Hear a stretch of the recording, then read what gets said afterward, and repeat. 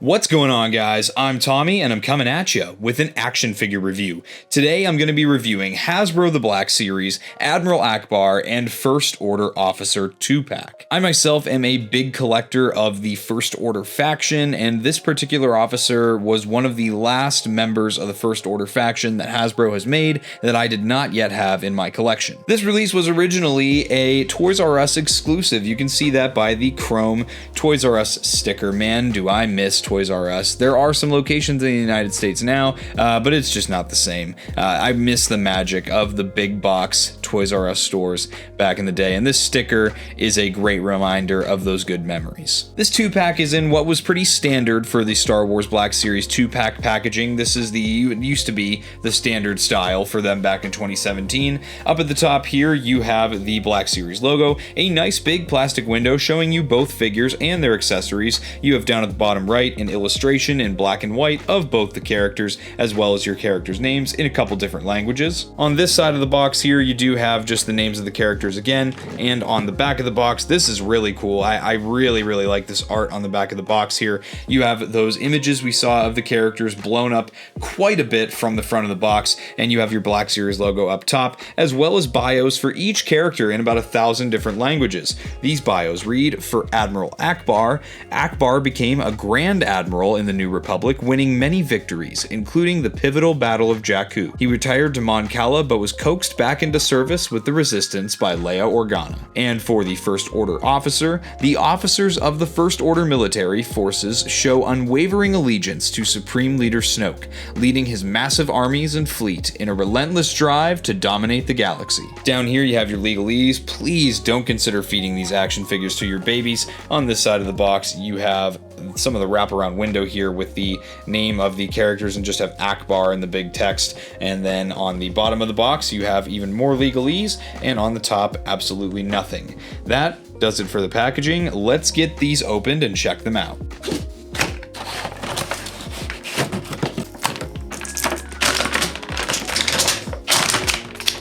Alright, with the contents out of the box, let's first check out the accessories that each character comes with. So, Admiral Ackbar, I guess in this case Grand Admiral Ackbar, comes with this unique, it almost looks like a modified DH-17 blaster pistol. I see some nice little scope work here. It's got some nice kind of grayish sculpt with some nice little silver paint applications. Aside from that, nothing really to write home to. It's a pretty plain blaster design. And then for the First Order Officer, you have the SE-44C, which is the blaster pistol of choice standard issue for the First Order. This is done a little bit differently than some of the other ones we've seen, and I like that it's different. It's in a little bit of a silvery sculpt with some black paint applications on the rear of the blaster, the grip of the blaster, and up near the barrel here. I like that this is different, and it's going to add just a little bit of pop to this character when he's on the shelf next to all the other characters that have the stark white SE-44Cs. Now, taking a look at these figures here, we're going to set our officer off to the side, and we're going to check out Admiral Ackbar, Grand Admiral Ackbar first. This guy's cool. I like the design right off the rip.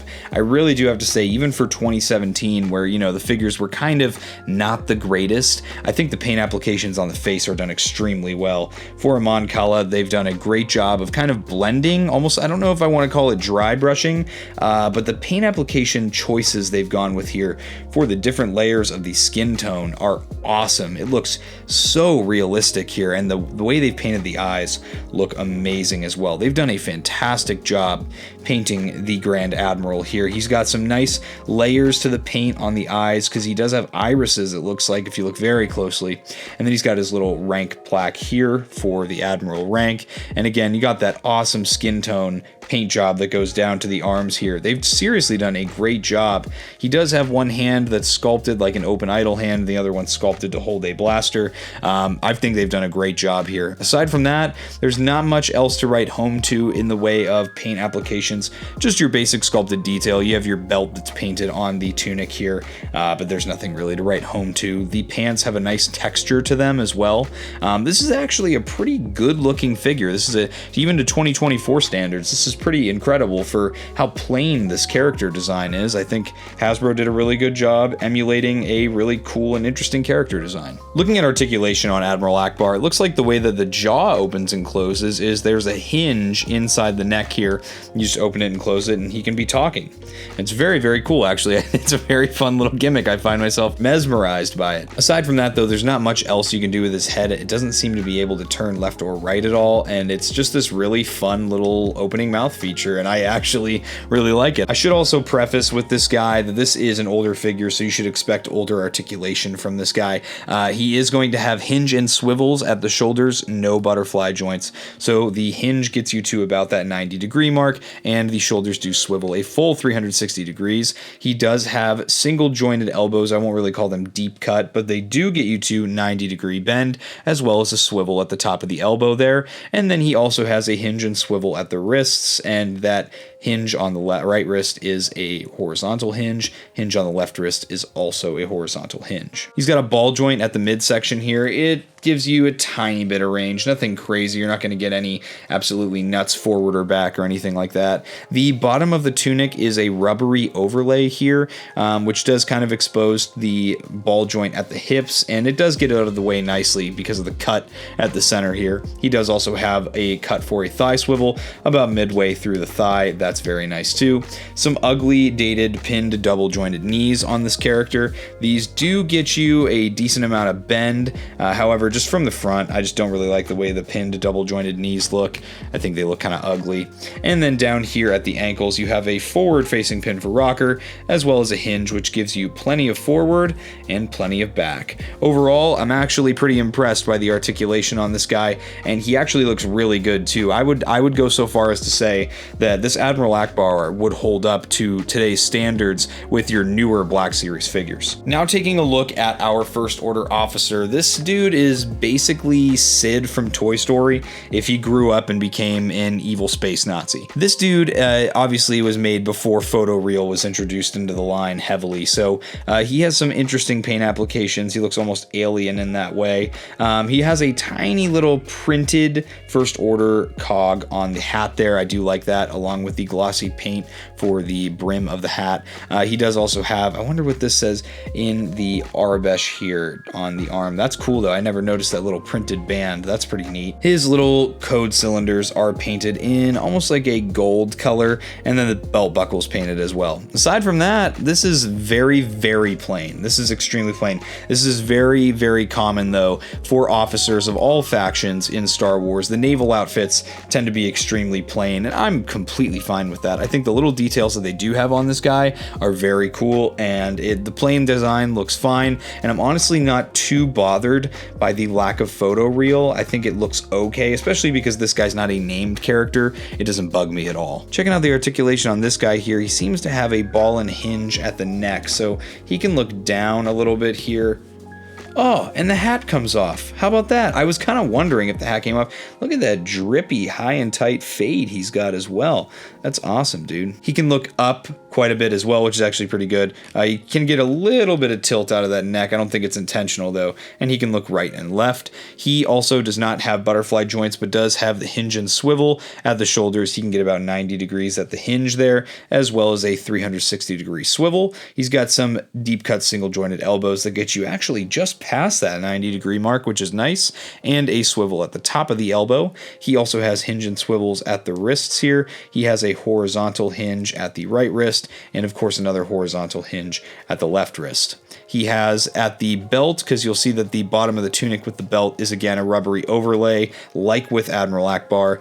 You do have a ball joint to the midsection, and that actually has some decent range to it as well.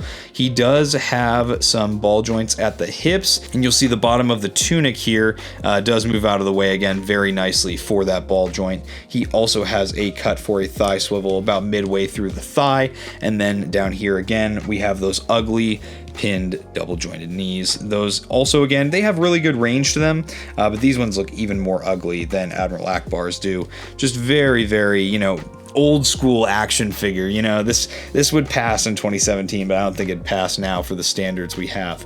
And then of course down here at the ankles you have that forward facing pin for rocker, as well as that hinge, which gets you pretty good forward and pretty good back. Honestly, I'm really impressed by the articulation on these guys. I think these guys have some really nice articulation, and I'm happy with it. Let's get their blasters in hand so we can get them posed up. Now, Admiral Ackbar doesn't have any weapon storage, but he can hold the blaster.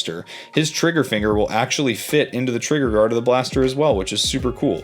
And you can just get him into a basic weapon holding pose, like he's kind of getting ready to maybe try and stop someone from boarding the ship. And then of course we have weapon storage for the SE-44C, because this guy is more of a military officer, whereas Admiral Ackbar tends to be strictly naval. This does fit really nicely into that holster, passes the shake test, no problem at all. And then of course it does pull right out of the holster, and you can stick this into his right hand too. You can get that trigger finger into the trigger guard very nicely. It's not the most perfect fit in the line, but it does get the job done, and he also can get some pretty nice poses. Let's make him a little bit more proper military, shall we? Admiral Ackbar is funny because he's kind of, you know, and this is not the action figure's fault, this is just the design of the character. He's definitely not meant to hold a blaster, and it's very fun that Hasbro went ahead and gave him one anyway. He can't turn his head at all, he's got that Batman effect, so it is fun to get him in just some basic poses. Now I could be totally wrong here, but I feel like the Mon Cala run with both hands out in front of them. I feel like I've seen them walk like that a lot on the ships, so in my mind I feel like they don't run like normal people do. I feel like they just, you know, run kind of weird, kind of wonky. But this is both the characters, that's a long-winded way to say it's both the characters in one-legged running poses, and they look pretty decent. They can balance pretty well. And of course I have to have Admiral Ackbar in the pose that he probably made when he was blown up in episode 8, The Last Jedi. So with that being said, guys, this pack's actually really fun. I think I got this for like $15 at ICC-Con this year in 2024 on the vendor floor, and I definitely feel like this is money well spent. I'm actually really impressed with these figures, even with them being so old and kind of outdated to today's standards. It's a fun set. I think if you see this for 15 or 20 bucks, you'll have a lot of fun with it as a collector. And with that said, guys, I hope you enjoyed this review. If you did and you're not yet subscribed, subscribe to Blitz Transmissions. I've got awesome Star Wars content coming out all the time. Make sure to check out my social media, all of which is linked in the description below. And if you'd like to see some of my action figure reviews early, definitely check out the Rancor Battalion channel membership, the link to which is also in the description below. Thanks guys for checking out this review. I'll catch you for the next one, and may the Force be with you.